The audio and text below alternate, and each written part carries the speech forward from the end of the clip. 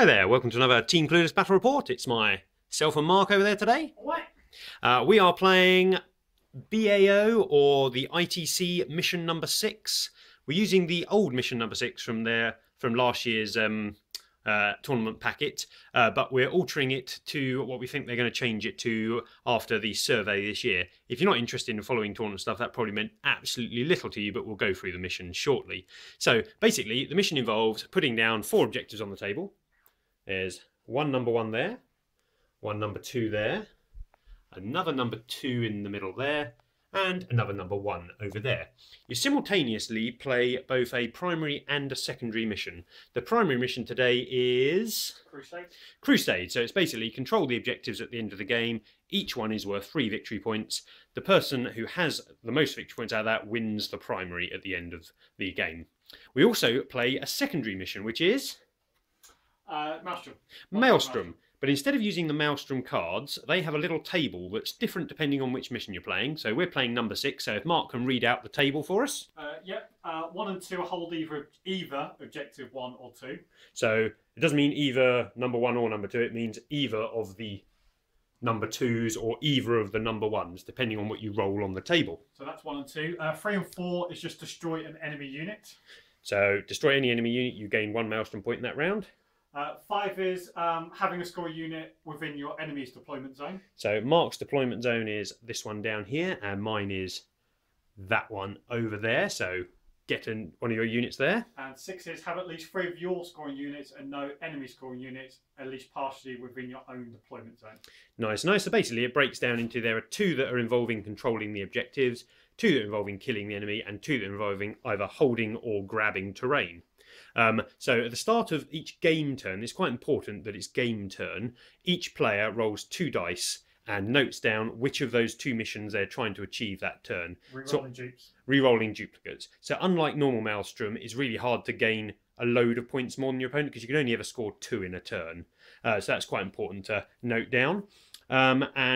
So at the end of the game, whoever scored the most Maelstrom points wins the secondary, and then there are also a tertiary mission. So the tertiary missions are the standard ones, aren't they? Line Breaker, Slay the Warlord, and we're playing First Strike today, which is if you kill any enemy unit on the first turn of the game, you gain a secondary point, but you can both gain that. So if Mark kills one of my units on his first turn and then I call one of his units on my first turn, we both gain the first strike point.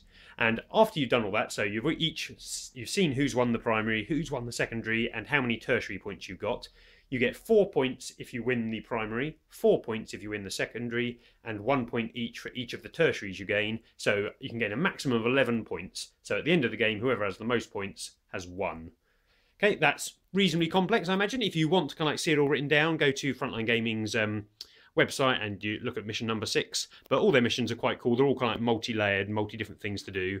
So you can see the table today. I've made some new terrain. I saw some stuff online about kind of like a multi-level terrain. So I'm going to go down a bit so you can see. So it's not painted as yet, obviously, but I've made these different multi-level. They're kind of like car parks, I suppose. They're designed to be landing pads with levels underneath them, and they've got ramps going up and down. So I thought we'd try that out today to see how it impacts the game, having multiple levels to go between. Obviously you can land and do stuff on different levels. We're going to play, I think that it's just 3 inches to go up between them because it's nice and simple that way. That's about it. So let's see what we brought in our armies. Right then, guys, I've gone for a dropped force today with trying out the Blood Angels Codex. The reason being is you may have seen me use drop pods beforehand, but I never used to take a heavy weapon. But I think the ability to take a heavy flamer is really, really good, as well as the assault squads taking melter guns. So I'm going to try that out today.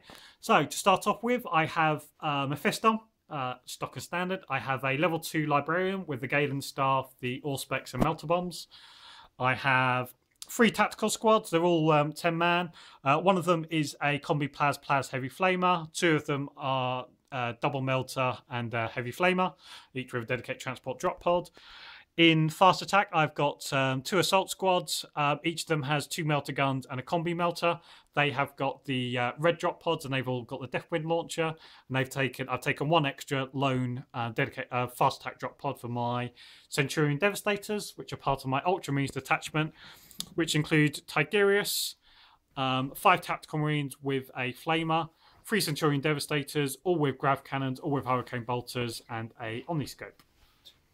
So this is my 1750 point Blood Angel and Space Marines who are chosen from the Sentinels of Terra force today. So for Blood Angel's troops, I have 2 tac squads. They both have melter guns and combi melters on the sergeants. They're each in a Razorback with twin-linked plasma gun and las cannon on the top. In heavy support, I have 2 Predators. They have the fast upgrade. Each of them still has the autocannons, but I've taken las cannon sponsons. Then we have Astrath the Grim. He is our warlord today. I have 2 Death Company squads, one of 5-man with bolt guns and a power fist, one 13-man, all with their standard close combat weapons, and 1 power fist in there as well. There is 1 fast attack drop pod, which is to stick something in a second. Then we have our Sentinels of Terra detachment. I have a Librarian who's a level 2. He's got an Auspex. He's also got melter bombs, and he's got the special bones of something item you can get from the Sentinels of Terra, which basically lets him generate an extra warp charge point each turn, and he can re-roll any failed psychic tests, so really powerful. There's the Thunderfire Cannon. There's 5 scouts in troop. They are in a land speeder storm. The scouts have a combi melter. The storm has a heavy flamer. And then due to the Sentinels of Terra special rule, you can take Devastator Centurions in the elite slot. So I've taken 3 Devastator Centurions there. They've all armed with grav cannons, and the sergeant has an omniscope, and he's also got a missile launcher. And that is my 1750 points. Psychic powers that my librarian has generated down here. I've gone for telepathy, I have invisibility, go me, I have dominate, and I have psychic shriek as the primaris. Mark, you didn't do your psychic power, so do you want to quickly add them on here? Yep, so for, I forgot his name now, Mephiston, I rolled on Biomancy, I got Endurance and Warp Speed, so he comes with Smite as well. Yep, and he's got the Strength 10 power from Blood Angels. Yep, for my level 2 Librarian, I have Fear of the Darkness, Unleash Rage, and Quickening. Nice. And then the important guide, Tigerius, I've got Forewarning, Perfect Timing, Squire's Gaze, and Prescient. So very nice. Yes. So lots of psychers this game. Let's see how we get on. Okay, so this is our setup. Mark, do you want to take us through your setup? Yeah, what I did is I looked at my board edge and thought, yeah, that's a nice board edge. And then I got a cup of tea out of the wake. Nice, nice. So that is Mark's setup. So I had to set up first because Mark won the roll. He rolled a 1. I thought, I'm in. I rolled a 1. He rolled a 2. I thought, this is okay. I rolled a 1. God damn it. So obviously this game's only drop pods. First turn is pretty important. So I have put 2 predators in the very corners of the game away from objectives. So if Mark comes down there as drop pods to kill them, he's taken out of the game or taken out of the fight at least for a little while. In the centre of the board, I have put a big squad of Death Company. I put these here hoping Mark would take the bait and go for first turns so he could come down and flame with them, but after a little bit of deliberation, he chose not to. He could have done a lot of damage to them, but that meant I would have got my Centurions in on top of his, as it were.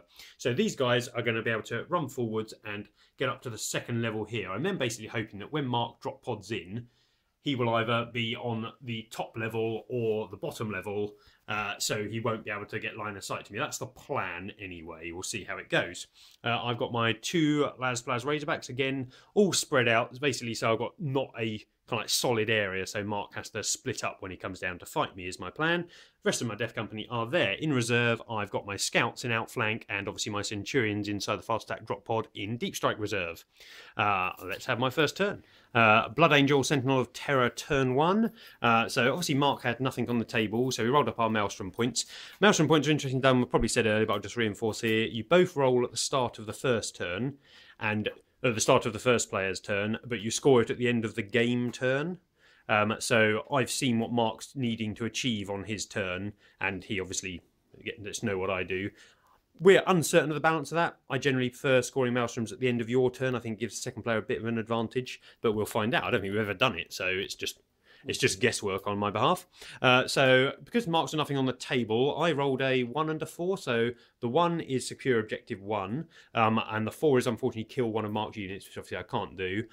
So I might score 1 this turn. My Predator over here has Pop Smoke. Predator over there has Pop Smoke. This guy is standing in the ruin. In fact, I'm going to move my Predator slightly further forward so he's actually on the objective while popping smoke.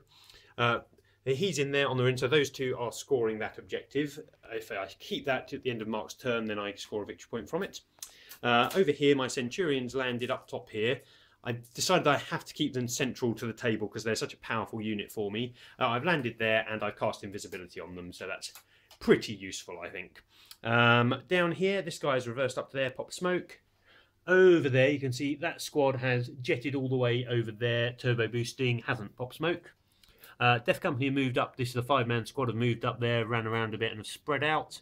And the other Death Company, the bigger squad, have moved up there, they only got a 1-inch on their moves, they're not quite as spread as I'd have hoped, but they're reasonably spread. And that is the end of my turn 1. Right, end of Drop Marines turn 1. I decided to put down my kind of psychic bastion down in this corner because I want to be reasonably near objectives, but kind of I need to deal with them, but also be out of the range of the Centurions and that. So I came down in this corner. I'm really happy with this kind of little mixture. The Assault Marines were able to blow up the Predator, which was really good. Tiggy managed to cast Prescience. Yeah, you Auspex for the win, didn't you, against Predator? Oh yeah, and he rolled a 5 as cover save because he smoked, but my Auspex took it down to 6. I managed to get through, which is quite good. So Tiggy's cast Prescience, forewarning and perfect timing. I fired my entire Centurion Devastate squad up into the Death Company. I think I killed 7 or 8 of them in the end. I think you killed 7. 7 in total. So that's half of them. Half you of killed them. the Power Fist, which was quite important. Yeah, so I sort of weakened that, and not only that, I've also put it further out of my charge range, which is important. These guys have just come in to sort of get closer objectives. They either ran or didn't do any damage. They're shooting. And my final guys, I've got my Melter drop pod came in, fired my combi Melter, chucked the crack grenade in that, and I managed to immobilise the Predator, but he's probably going to turn around and black me now. And then I've got the Heavy Flamer and the rest of the combat squad. They fired down into the Thunderfire Cannon, but I did no damage, and the drop pod did nothing else. So at the end of game turn 1 for the Maelstrom, I scored 1 point for destroying an enemy unit, and I scored another point for securing one of the objective 1 markers, and that's an objective 1. And Curly had a score objective 8 score and objective 1 marker as well. Yeah, and I managed to contest this because I'm objective secured and he's not. Blood Angel, Sentinel of Terra, turn 2. So this turn we rolled up our objectives. I got, similar to last turn, score objective 1 and kill an enemy unit. What did you get, Mark? I've got secure objective 2 and kill an enemy unit as well, I think. Yep. 1 and 3, yeah. 1 and 3. So this turn I shuffled forwards my Centurions to the edge of the pile to take on Mark's Centurions, hoping my invisibility would prove better than his invulnerable save. The Death Company, I didn't really know what to do. I mean, the Centurions did such a number on them last turn that they weren't really in charge distance or anything, but they don't have any range weapons, so running away seemed pointless as well. So I jumped down and attempted to multi-assault the 2 drop pods. I needed an 8, because there was a little bit of cover here I hadn't noticed. Unfortunately, only got a 7, didn't get to combat. So they're out in the breeze and are most likely goners next turn. Over here, the scouts came on this side. They managed to blind this unit and took out 1 of their number with all their shooting. Not particularly brilliant. They've still got their Heavy Flamer in there, which is the go-to thing. It's going to roast all of my scouts, unfortunately. Over here, we found out that you're not allowed to leave artillery units anymore. Used to be able to, so my plan was that the Tech Marine was going to leave his gun behind and go and mulch this squad in close combat, but he's not allowed to charge. So he just fired his gun at these guys instead, killed 3 of them, and forced them to go to ground. This guy fired, because there's a melter gun at the front here, he fired a las cannon and a twin-linked auto at this squad, but unfortunately Mark, because he's gone to ground, got a 6-up cover save, and he made it versus the las cannon, which was a bit annoying. This squad had jumped down here, attempted to assault this drop pod, failed that. And this squad had backed up over here into twin-link plasma gun range, fired at this squad of Marines, but didn't do any damage. And similarly, the other guy under here, he had moved to there, and plasma gun las cannon this squad. I think he killed 1 of the 2 that have died with that shooting. But other than that, not a whole lot happened. I cast, Psychic Phase. I tried to cast Invisibility. Mark managed to cancel it, and I perils and lost 1 of my powers and a wound. So that wasn't a good Psychic Phase for me. Wish I'd skipped it.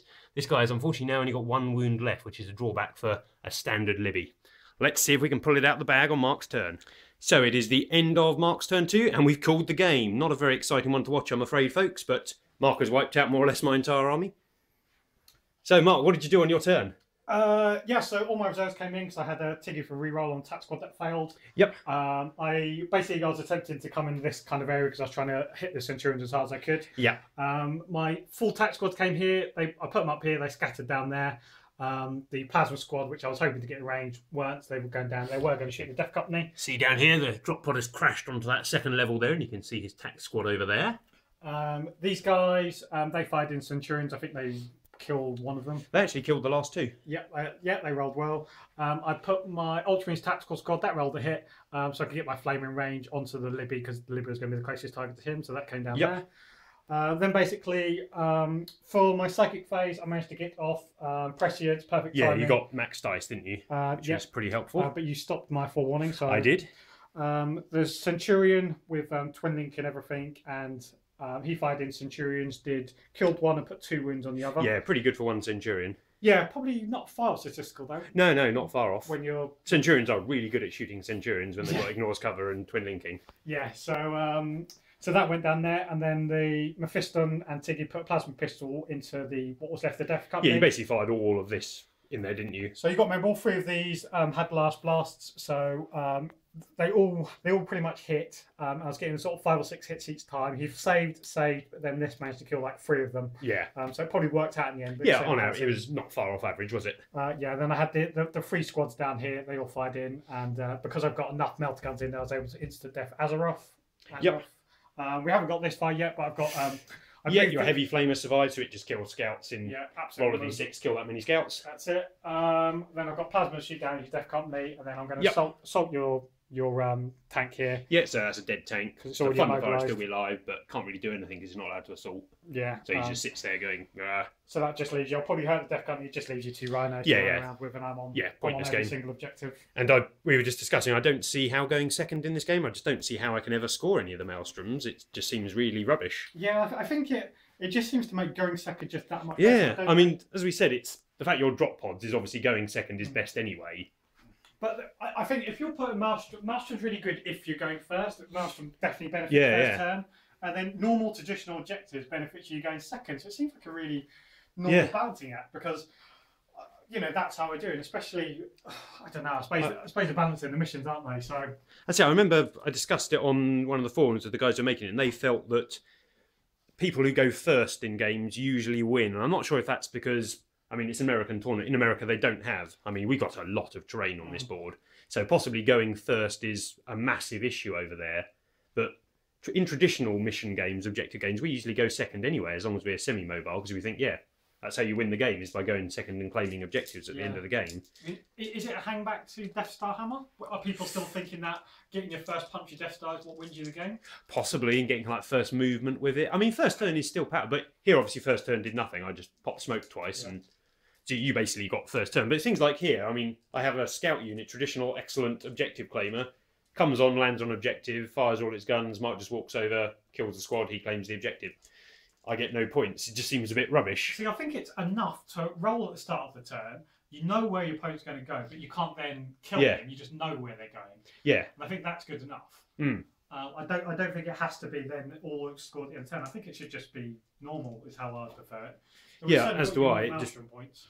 Yeah, I would have. I mean, I don't think I'd have won in any case whatsoever, because I just too many drop pods. My army can't deal with drop pods. I mean, if we look around at my units, I had 2 predators, didn't kill a single model all game. 2 Death Company squads, didn't get into any combat, so did nothing. Centurions killed some stuff. The plasma rhinos, they didn't roll very well, but they killed maybe a model. Scouts killed a model. I mean, they only had 1 turn, but that's a pretty poor return off that many points, even with 1 turn. But it's because you can bring your drop pods down, and there's so much firepower in them, they can kill whatever's in assault range, so that means they get the second turn of shooting as you did. I mean, it's interesting, we both... we always make up armies, we don't tell each other exactly what we're taking, so we both randomly made up Centurion armies. Definitely proved having Tiggy giving them ignores cover and stuff so critical, so much more powerful than taking I mean, my Libby was good, he gave them invisibility. I failed to cast it once, but that wasn't particularly important. It was the ignores cover and the rerolls to hit just made it so you just kill anything you fire at. Yeah, it makes a massive difference, because you then twin link into hit and twin link into wound, and it's just, it just gives you the ability to cripple us with the ignore cover. It's just it just takes stuff out. It really does. Yeah, that's it. I mean, I'd hoped if I was playing against traditional, I think my army would have done obviously better versus a traditional army, because the idea was that the Centurions come in while a load of Death Company are charging you, and I've got some long range firepower, but I didn't really get to play any of the units as they're supposed to. Because drop pods, the reason drop pods are good is they basically play with your opponent's way he has to play. They force your opponent to play in a certain way. Yeah. And I just never got to get to grips with any of your drop pods. And in fact, they're all objective secured, obviously really powerful as well. Well, a lot of objective secured, not all. Yeah, not all, but a lot of them. That one over there, Yeah. I could never really kill. Yeah, because Thunder Fire Cannon dude can't really hurt it particularly. You put 3 OBSEC units on an objective. It's just it's a painful to get rid of. Whenever you look at it, you're never going to attack the drop pod when there's the tactical marines there as well. There's 2 squads of attack marines. They're always a better target because they're easier to kill and they're more dangerous. And that just means you're left with a drop pod holding an objective. That's it. I mean, drop pods had that habit of just surviving, don't they? Because it's AV-12 all round. You can't you can't just assault them and think crack grenades are going to do the job. That's it. It's you so much different than say assaulting a wave serpent, which just on the face of it you think a wave serpent much harder to kill. Actually, no. In close combat, 5 marines will go through a wave serpent. They won't touch a drop pod. You on average need 18 attacks with crack grenades. That's it. So, what do we think of the terrain in the middle, Mark? I really liked it. I really liked it as well. It added a different dimension to the game. I really like the cinematic of all your drop pods kind of like falling down. Like you put 3 on this top level, and one of them's got stuck mid-level. One of them went through this gap here. Yeah. I think I'm definitely going to. I mean, obviously, I don't paint up. Well, I paint up some of my scenery and such. I think I'm definitely going to spray it black. And we're talking about. I basically work in electronics, and you can see these are basically made out of a reel of wire and some board on top. But the reels of wire, they're special kind of like hard plastic reels, so they won't break and kind of like deteriorate. And the wire is quite expensive, so I'll only be able to add to the scenery as I have to order more wire to do jobs. But I got one reel, and we're thinking about possibly having a 3-story one in there as well. Which I think I'll do that. I think it'll look good. They certainly fit the game. It was very It wasn't definitely nice. Yeah, the whole idea was just to make it so it makes the game play slightly different. I think it'd be interesting if there was kind of like a horde of orcs and stuff might make it more usable, and things like skimmers and flyers and such, because they're at the right height. They can interfere with flyers' line of sights, and you can take the flyers on top of them and skimmers and things. No, it worked out well. I was happy with it. Yeah, I like it. Have to store it at work though. There's no room to store it in my house. You're running out of room. Running out of room. Good time going warehouse. Yeah, that's it. So, other thing to discuss, we played at this points level because there's a tournament coming up at 40k Gaming in Colchester. So, Mark, this was more a prospective list for yourself, I think, than mine was for me. What are you thinking? First time out, I'm really happy with it. I don't know if there's nothing springs to mind for changing. I've got maybe sort of 10 to 15-ish points to play with. But honestly, what I need to see is the army rules and what mission they're playing. Yes, that's it. We don't know how many detachments are allowed to take, which can make big alterations to lists. I definitely think it's got the power. I don't know whether I'm slightly too many psychers. Do I drop the Libby? Is he useful? I mean, Tiggy got. I mean, you didn't cast any powers from anyone other than Tiggy. Yeah, but because he got. If you have to choose your powers, you'd have chosen those powers. Yes, and that's. I mean, his ability lets you generally do that. Yeah, but I mean, I think with Mephiston there though, he can roll on divination, and divination's got all the main powers you want, so you can get another 3 rolls if you need to from divination. 2 rolls from divination if you need to. Yeah, and it's also extra psychic dice because it's all very well getting a power. You have to have enough psychic dice to do it. So that's why I've gone for it. I mean, Mephiston can also tank a bit for me and fight close combat. Yeah, he can tank, and he's not dangerous to every enemy, but he's really dangerous to some enemies. Yeah. Like walkers can't go against him. Yeah, no walkers can go in. He'll go through a squad of standard marines, no problem. I mean, even against Thunderwolves, if you have the foresight to get your strength 10 off, he can at least take a few with him before he dies. Well, even a Thunderwolf Lord, because he can't take a turn of war. Actually, it's pretty dangerous. Yeah, he's got more than enough attacks to be scary. And also it gives you, because I didn't get it this time, but also I've got a chance of getting a mobility power. Yeah. The ability to say move, drop down, just do a move 12 inches and stuff like that. How much was your extra Libby? He's about 110-ish points. Yeah, so it's not a huge expenditure. I mean, you're not going to be able to squeeze in another drop pod squad for that points. No. So just be kind of like upping your other squads, because you want to keep it all drop pod. And to be honest, your other squads have got maximum special weapons in them already, so I'm not really sure what else you'd need in. Yeah, that's right. Like I said, there's about 5 to 10 points I've definitely got. Like, I've got melter bombs on the Libby. I could drop a plasma squad down to another melter. The Auspex proved useful. I really like Auspexes. For less points, you could possibly stick in a Blood Angel Sanguinary Priest. Saves you about 30-40 points and can give Feel No Pain to your Death Star. It's good. I definitely thought about that option. But as I said, it's not just his ability to cast powers, it's his ability to, as you said, he's a backup role for perfect timing if you really need it. He's a backup role to get me a mobility power if I get a chance, or to buff Mephiston, I thought as well. Because things like Fear of the Darkness is really good in drop pod, Bloodlust are really good in drop pod. I think they've got each of them have got kind of 3 set trees, which I really like. The only thing I'd say is how often do you think you're going to be casting them? Like, you have 3 set powers you're going to cast every turn, and even when you roll maximum dice there, you still decided to cast those 3 powers just with more dice to make them more sure. So I know he gives you extra dice, but I think just for extra dice, he may be a bit expensive in not using his powers. Well, he rolled bad powers though. He rolled true. Powers. If I'd rolled Bloodlance, I would definitely have cast that. Yeah. If I'd rolled a mobility power, I probably would have used that. In certainly different circumstances. Yeah. And Fear of the Darkness could be really good. Fear of the Darkness is really good. And like also the Primaris power to give me a D3 extra attacks on the Fiston, that could be really, really useful at certain times. I'm just uncertain when you're going to cast if you get the powers with Tiggy, because Tiggy's so much more reliable to put your dice into his powers. It's like if you're choosing not to cast one of his powers to cast somebody else's, I think you're really struggling. He's re-rolling the ones as well. In some ways, he's actually true because he's got the special the Galen staff, hasn't he? So he can re-roll ones. So he's definitely someone I would more than consider casting. Tiggy's really good if you just want to kind of like when I rolled really low, he's really good because if you're rolling like 1 or 2 dice.